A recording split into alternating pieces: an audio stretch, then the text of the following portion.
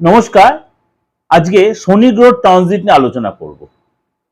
কারণ আমরা বলি ন্যায়ের কারক গ্রহ, কর্মের কারক গ্রহ, সততার কারক গ্রহ শনিদেব। শনিদেব এই মুহূর্তে বসে আছে আপনার মীন রাশিতে।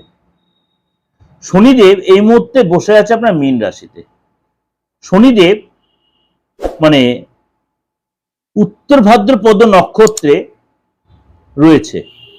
শনিদেব এই মুহূর্তে উত্তর ভাদ্রপদ নক্ষত্রে রয়েছে। শনিদেব 17ই মে 2026-এর 17ই মে শনিদেব রেবতী নক্ষত্রে প্রবেশ করবে। শনিদেব 17ই মে রেবতী নক্ষত্রে প্রবেশ করবে, থাকবে 9 অক্টোবর পর্যন্ত, অর্থাৎ কম বেশি 146 দিন।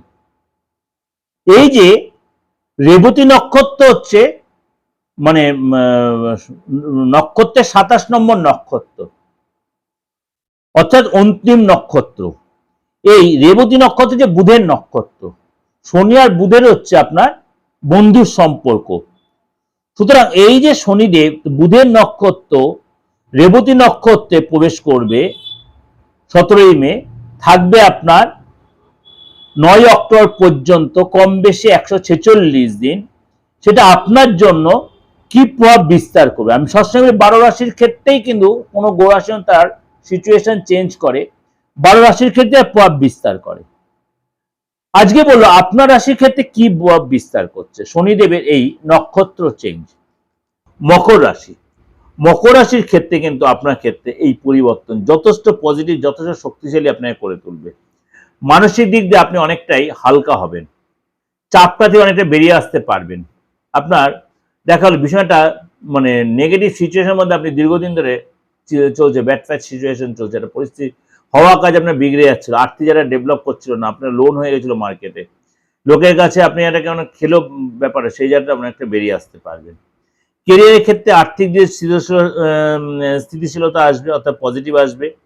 ভবিষ্যতে পরিকল্পনা আপনি করতে পারবেন এবং একাধিক ওয়েতে আপনি ইনকামের রাস্তা তৈরি করবেন। আপনি আপনার মধ্যে খাটনির একটা মানে কর্ম করার একটা মানে উৎসাহ আসবে, ঊর্জা তৈরি হবে, যেটা আপনার মধ্যে এতদিন ছিল না, এবং আপনি সেখানে সাকসেস পাবেন।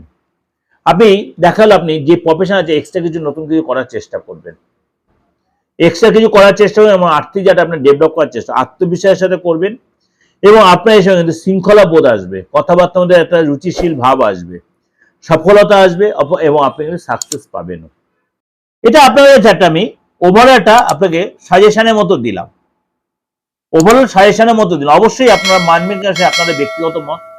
অবশ্যই আপনি মেনে চলতে পারেন, আপনি কিন্তু খুব একটা নেগেটিভ প্রভাব আপনার ক্ষেত্রে পড়বে না।